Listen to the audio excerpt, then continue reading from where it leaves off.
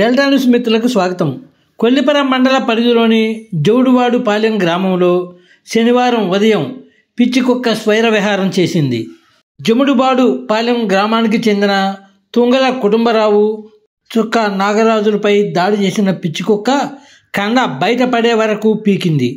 అలాగే అదే రూట్లో బైక్పై వెళుతున్న మరో 6గురిపై పిచ్చికుక్క దాడి చేసి గాయపరిచినట్లు గ్రామస్తులు తెలిపారు.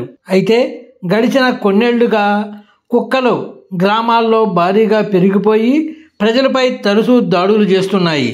కుక్కలను నియంత్రించడంలో అధికారులు విఫలమయ్యారనే విమర్శలు గ్రామాల్లో వినిపిస్తున్నాయి. కుక్కల బెడద కారణంగా రాత్రి సమయాల్లో మహిళలు, వృద్ధులు, పిల్లలు బయటికి రావాలంటే భయపడాల్సిన పరిస్థితి నెలకొంది. అధికారులు, ప్రజాప్రతినిధులు ఇప్పటికైనా స్పందించి కుక్కల నియంత్రణపై శ్రద్ధ చూపాలని ప్రజలు కోరుతున్నారు.